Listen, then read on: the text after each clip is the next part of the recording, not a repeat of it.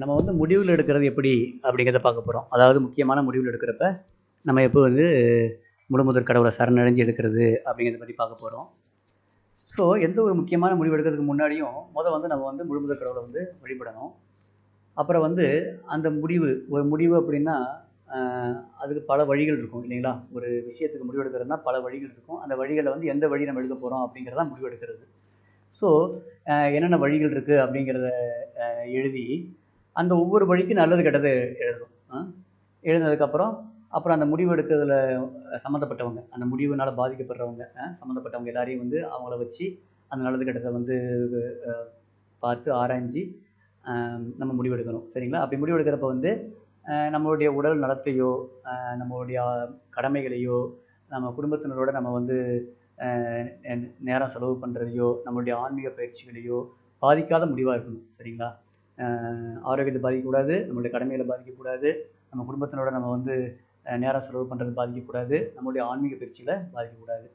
So இவ்வளவு முயற்சிகள் போட்டதுக்கப்புறமும் அதுக்கப்புறம் டவுட்ஸ் இருந்துச்சுன்னா நம்மளுடைய நலம் விரும்பிகளாகிய வேதங்களுடைய சாராம்சத்தை அறிந்த சிக்ஷா குரு, தீக்ஷா குரு இவங்ககிட்ட வந்து ஆலோசித்து முடிவெடுக்கணும். அப்புறம் முடிவெடுத்ததுக்கப்புறம் அதை வந்து கிருஷ்ணர்கிட்ட ஒப்படைச்சிடணும். இந்த மாதிரி வந்து கிருஷ்ணா நீ பார்த்துக்கோப்பா ஒப்படைச்சிட்டு அதுக்கப்புறம் வந்து வருத்தப்படக்கூடாது. பின்னாடி தப்பான முடிவு எடுத்துட்டோமோ, வேறு முடிவு எடுத்துருக்கலாமோ அப்படின்னு சொல்லி வருத்தப்படவே கூடாது. ஏன்னா நம்ம வேறு முடிவு எடுத்திருந்தா அது இன்னும் மோசமான ஒரு விளைவில் கொண்டு விட்டுருக்க வாய்ப்புகள் இருக்குது. ஸோ அதனால் வந்து நம்ம பக்கம் போட வேண்டிய முயற்சி என்னென்ன வழிகள் இருக்குது, அந்த முடிவு எடுக்கிறதுக்கு என்னென்ன வழிகள் இருக்குது, அந்த வழிகள் ஒவ்வொன்றுக்கும் என்ன நல்லது கெட்டது என்னது, அப்புறம் சம்மந்தப்பட்டவங்கள்ட்ட ஆலோசித்து நல்லா தீர ஆராய்ஞ்சு ஒரு முடிவு எடுத்துட்டு அதுக்கப்புறம் வந்து பின்னாடி வந்து அதை எடுத்த முடிவு நினச்சி என்றைக்குமே வருத்தப்படவே கூடாது. சரிங்களா? இதுக்கு ஒரு உதாரணம் பார்ப்போம். எப்படி வந்து ஒரு சூழ்நிலை அதை பற்றி பேசி அதுக்கு எப்படி முடிவெடுக்கிறது அப்படிங்கிற ஒரு உதாரணமாக பார்ப்போம். உதாரணத்துக்கு பார்த்தீங்கன்னா ஒருத்தருக்கு வந்து ஒரு கம்பெனியில் வேலை பார்த்துட்டு இருக்காரு. அப்போ வந்து அவருக்கு வந்து இன்னொரு கம்பெனிலேருந்து வேலைவாய்ப்பு கிடைக்குது. அப்போ வந்து அவர் எப்படி முடிவெடுக்கணும் அப்படிங்கிறத பற்றி பார்ப்போம். சரிங்களா? முதல்ல வந்து அவர் வந்து கண்டிப்பாக வந்து நான் சொன்ன மாதிரி அவர் வந்து முழுமுதற் கடவுளை வழிபடணும். முழுமுதற் கடவுளை வழிபடுறதுன்னா விக்கிரக வழிபாடு பண்ணுறது, அப்புறம் மந்திர தியானம் பண்ணுறது, குறிப்பாக மந்திர தியானம் பண்ணுறத பண்ணணும். அவர் மந்திர தியானம் பண்ண நம்மளுடைய மனசு தெளிவாகவும் முடிவெடுக்கிறதுக்கு ஈஸியாக இருக்கும். சரிங்களா? அதுக்கப்புறம் வந்து சரி இப்போ இருக்கிற வேலையினுடைய நல்லது கெட்டது, புதுசாக கிடைச்ச வேலையினுடைய நல்லது கெட்டது இதை எழுதணும். உதாரணத்துக்கு பார்த்தீங்கன்னா இப்போ இருக்கிற வேலையினுடைய நல்லதுன்னு சொல்லி பார்த்தோம்னா இந்த ஆஃபீஸ் வந்து கோவில் பக்கத்தில், ஸ்கூலுக்கு பக்கத்தில், வீட்டுக்கு பக்கத்தில் இருக்கும். ஒரு நல்ல கம்பெனியாக இருக்கும். ஒரு நல்ல கம்பெனியாக இருக்கும். நமக்கு வந்து பதவி உயர்வு கிடைக்கிறதுக்கு வாய்ப்புகள் இருக்கலாம். அதே மாதிரி வார கடைசிலாம் பார்த்திங்கன்னா ரொம்ப பிஸியாக இருக்காது. நம்ம வந்து கோயிலுக்கு போகிறது, நம்மளுடைய குடும்பத்தினோட நேரத்தை செலவு பண்ணுறது, ஆன்மீக வகுப்புகள் அட்டன் பண்ணுறது, இந்த மாதிரி விஷயங்கள்லாம் நம்மளால் பண்ண முடியும். இதெல்லாம் வந்து இப்போ இருக்க வேலையினுடைய நல்ல விஷயங்கள்.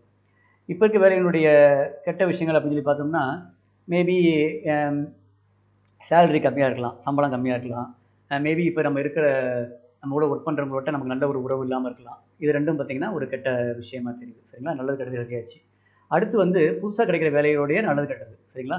நல்லதுன்னு சொல்லி பார்த்தோம்னா மேபி அங்கே நிறையா சம்பளம் கிடைக்கலாம், ஸ்கூலுக்கு பக்கத்தில் இருக்கலாம், ஹாஸ்பிட்டலுக்கு பக்கத்தில் இருக்கலாம். இதெல்லாம் நல்ல விஷயங்கள். மேபி கெட்ட விஷயம் சொல்லி பார்த்தோம்னா நம்ம வீட்டிலேருந்து ரொம்ப தூரமாக இருக்கலாம். அந்த ஆஃபீஸ் நம்ம வீட்டிலேருந்து ரொம்ப தூரமாக இருக்கலாம். அதனால் வந்து நம்ம டெய்லி வந்து ரொம்ப தூரம் ஆஃபீஸ்க்கு வரதுக்கு நேரம் செலவு பண்ணுற மாதிரி இருக்கலாம். அப்புறம் அங்கே வேலை பார்க்குறவங்களுடைய மனநிலை எப்படி இருக்குன்னு நமக்கு தெரியாது. அப்புறம் பார்த்திங்கன்னா கோவிலுக்கு போகிற சிரமமாக இருக்கலாம். ஏன்னா கோவில் தூரத்தில் இருக்குது, ஆன்மீக வகுப்புகள் அட்டன் பண்ணுறதுக்கும் சிரமமாக இருக்கலாம். ஏன்னா வந்து அங்கே வந்து ஒர்க் லோடு கொஞ்சம் ஜாஸ்தியாக இருக்கலாம். வார கடைசிலையும் கொஞ்சம் வேலை பார்க்குற மாதிரி சூழ்நிலை இருக்கலாம்.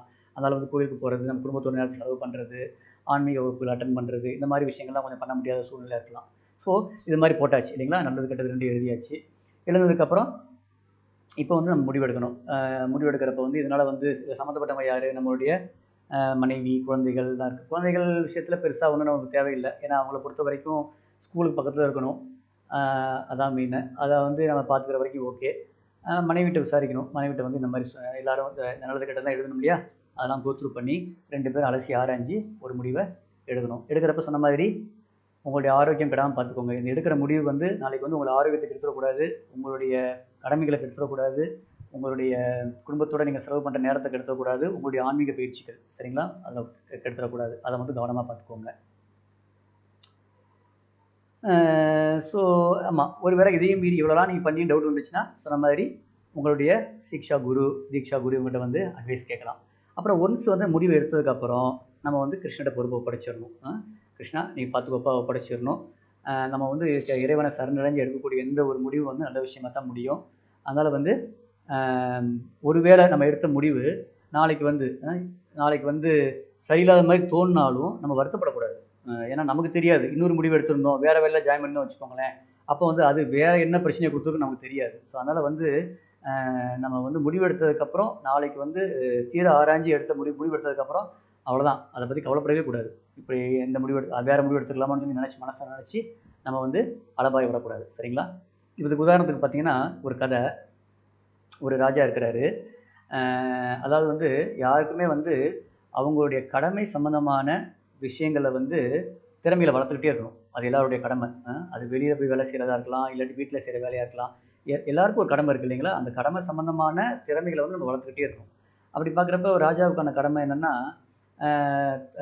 தன்னுடைய போர் பயிற்சிகளை வந்து விடாமல் பண்ணிகிட்டே இருக்கிறது. நாட்டு மக்களை பாதுகாக்கிறது தான் ராஜாவோட கடமை. அப்படிங்கிறப்ப வந்து அந்த பாதுகாப்புக்கு தேவையான பயிற்சிகளை வந்து அவர் பண்ணிகிட்டே இருக்கணும். அது ஒரு கடமை. அப்படிங்கிறப்ப என்ன பண்ணுவாங்கன்னா, அவங்க வந்து வால் பயிற்சி பண்ணுவாங்க, அப்புறம் வந்து காட்டில் போய் வேட்டையாடுவாங்க, வேட்டையாடி அது மூலமாக பயிற்சி பண்ணுவாங்க. இந்த மாதிரி பல வகையில் வந்து அவங்க பயிற்சி பண்ணுவாங்க.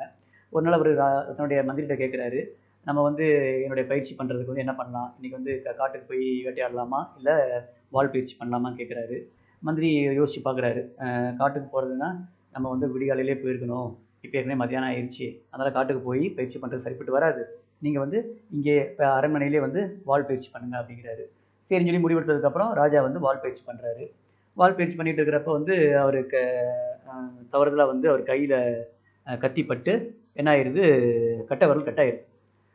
ராஜாவுக்கு வந்து பயங்கர வலி. என்னடா தவறான முடிவு எடுத்துட்டோமோ, நம்ம வந்து ஒரு வேளை காட்டுக்கு போய் நம்ம வேட்டையாட போயிருக்கணுமோ அப்படின்னு சொல்லி வருத்தப்படுறாரு.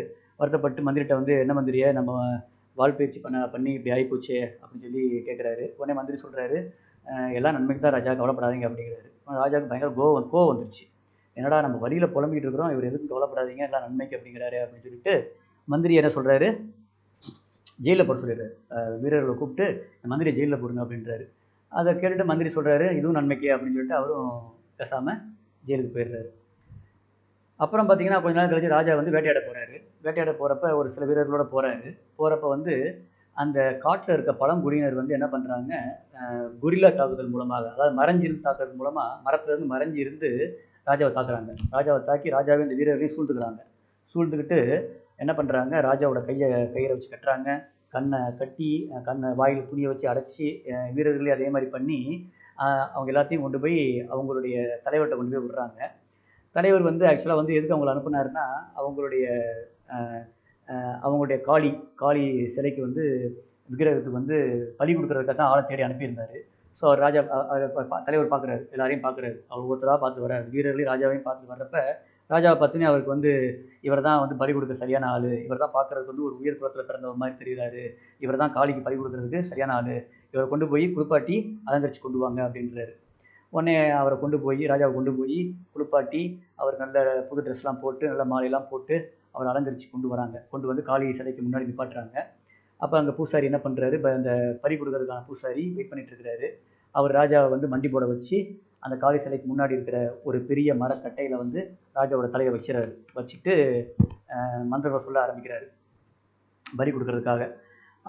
ராஜாவுக்குன்னா அப்படியே கதி கலங்கி போச்சு, என்னடா நம்ம உயிர் போக போதே அப்படின்னு சொல்லிட்டு அவர் கண்ணை மூடிட்டு அவர் வந்து பிரார்த்தனை பண்ண ஆரம்பிச்சிடுறாரு. அப்போ வந்து இந்த பூசாரி இருக்கிறார் இல்லையா, அவர் வந்து அந்த கத்தியை தூக்குறாரு. அந்த ராஜாவை வெட்டுறதுக்காக கத்தியை தூக்கி அந்த கத்தியை வெட்டுறதுக்காக இறக்க வர்றப்ப அவர் ராஜாவோட கையை கவனிச்சா அதை கட்ட வரல. உடனே அவருக்கு வந்து ஷாக் ஆயிடுது, அதிர்ச்சி ஆயிடுது. ஏன்னா வந்து காளிக்கு பலி கொடுக்குறப்ப உடலில் ஊனவர்க்கம் அளவு கொடுக்கக்கூடாது. உடனே அவர் வந்து கோபமாகி இவரை வந்து பலி கொடுக்க முடியாது அப்படின்னு சொல்லி கத்துறாரு. உடனே அந்த பழங்குடி தலைவர் கேட்குறாரு, என்னாச்சு அப்படின்னு கேட்குறாரு. உடனே அந்த பூசாரி சொல்கிறாரு, இவர் கையில் கட்ட வரல இல்லை, உடல் ஊனமானவங்க வந்து நம்ம காளிக்கு பலி கொடுக்க முடியாது அப்படிங்கிறாரு. சரின்னு சொல்லிட்டு உடனே அந்த பழங்குடி தலைவர் என்ன பண்ணார், ராஜாவை வந்து திரும்ப ராஜாவையும் வீரர்களையும் கொண்டு போய் எங்கேருந்து கொண்டு வந்தாங்களோ அங்கேயே விட்டுருங்க, அவன் கையை கட்டி கண்ணை கட்டி வாயை துணியை வச்சு கொண்டு வந்து எங்கேருந்து அவங்களை கூட்டு வந்தீங்களோ அங்கேயே விட்டுருங்க அப்படிங்கிறாரு. உடனே அந்த பழங்குடியினர் கொண்டு போய் அதே மாதிரி ராஜா வீரர்களையும் அதே மாதிரி விட்டுறாங்க. அப்போ ராஜாவும் வீரர்களும் ஒரு வழியாக கஷ்டப்பட்டு அவங்க கையை கட்ட அவுத்து கண்ணில் கண்ணெல்லாம் அவுத்து வாயில் கட்டுலாம் எடுத்துட்டு நடந்தே வந்து அரண்மனைக்கு போகிறாங்க. அரண்மனைக்கு போனவுடனே ராஜா வேலையை என்ன பண்ணுறாரு, அவருடைய அரண்மனைக்கு அவருடைய இருப்பிடத்துக்கு கூட போகாமல் ஜெயிலுக்கு போகிறாரு. ஜெயிலுக்கு போய் மந்திரியை பார்க்குறாரு. மந்திரியை பார்த்து, மந்திரியாரே, நீங்கள் அன்னைக்கு வந்து என்னுடைய கை விரல் கட்டானப்ப நன்மைக்குன்னு சொன்னீங்க, அது உண்மைதான். இன்னைக்கு வந்து என்னுடைய கை விரல் கட்டவிரல் இல்லாததுனால தான் என்னை வந்து பறி கொடுக்காம விட்டாங்க. இல்லாட்டி நேரம் என்னை பறி கொடுத்துருப்பாங்க, நான் உயிரோடு வந்திருக்க மாட்டேன். அதனால் நீங்கள் சொன்னது கரெக்டு தான் அப்படின்னோடனே மந்திரி வந்து உடனே சிரிக்கிறாரு. எல்லா நன்மைக்கு அப்படின்னு சிரிக்கிறாரு. உடனே ராஜா கேட்குறாரு, சரி எனக்கு ஓகே, ஆனால் உங்களை ஜெயிலில் போட்டேனே, உங்களை ஜெயிலில் போட்டு நீங்கள் ஜெயிலில் துன்பத்தை அனுபவிச்சுட்டு இருக்கிறீங்களே, உங்களுக்கு எப்படி அது நன்மைக்கு அப்படின்னு சொல்கிறீங்க அப்படின்னு கேட்டார். உடனே மந்திரி சொல்கிறாரு, ராஜா, நீ ஆக்சுவலாக வந்து என்னை நீங்கள் ஜெயிலில் போட்டிருக்காட்டி நான் உங்கள் கூட வேட்டைக்கு வந்திருப்பேன், என்னையும் கூட்டு போயிருப்பீங்க. அவங்க வந்து உங்களை பலி கொடுக்க முடியலன்னொடனே அடுத்து என்ன பண்ணியிருப்பாங்க, என்ன பலி கொடுத்துருப்பாங்க. நான் என்னோட உயிரோடு இருந்திருக்க மாட்டேன், நீங்கள் ஜெயிலில் போட்டதுனால தான் நான் உயிரோடு இருக்கிறேன், அதனால் அதுவும் நன்மைக்கு தான் அப்படின்னு சொல்கிறாரு. உடனே ராஜாவும் மந்திரியும் ஒருத்தனை கட்டி பிடிச்சிட்டு சிரிக்கிறாங்க. ஸோ என்ன தெரியுது அப்படின்னா, சம்டைம்ஸ் பார்த்தீங்கன்னா ஒரு முடிவு, நம்ம எடுத்த ஒரு முடிவு ஒரு கஷ்டத்தை கொடுக்குற மாதிரி தெரிஞ்சாலும் அது வந்து ஒரு நல்லதுக்காக தான் இருக்கும். நம்ம கிருஷ்ணரை சரணடைஞ்சு எடுக்கிறப்ப பின்னாடி நன்மைக்கே முடியும் அப்படிங்கிற நம்பிக்கையோட நம்ம இருக்கணும். இப்படி முடிவெடுத்துட்டோமே, அப்படி முடிவெடுத்துட்டோமே அப்படின்னு சொல்லி நம்ம என்றைக்குமே வருத்தப்படக்கூடாது. ஏன்னா இந்த ராஜா கதையில் பார்த்தீங்கன்னா, ராஜா கை வெட்டுப்பட்டோடனே ராஜா நினைச்சாரு, என்னடா இது, நம்ம வந்து காட்டுக்கு வேட்டையாட போயிருக்கலாமே, தெரியாமல் வால் பயிற்சி பண்ணி கை போயிடுச்சு அப்படின்னு சொல்லி வருத்தப்பட்டார்.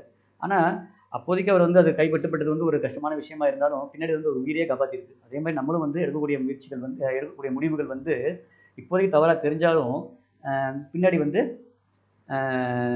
ஒரு நன்மைக்காக தான் இருக்கும். அதனால வந்து நம்ம எடுக்கக்கூடிய முடிவை வந்து கிருஷ்ணரை சரணடைஞ்சு சரியான முறையில் எடுக்கிறது நம்மளுடைய வேலை. அது எடுத்ததுக்கப்புறம் வந்து அதை பற்றி நம்ம வந்து பின்னாடி வருத்தப்படக்கூடாது. சரிங்களா? ஹரே கிருஷ்ணா.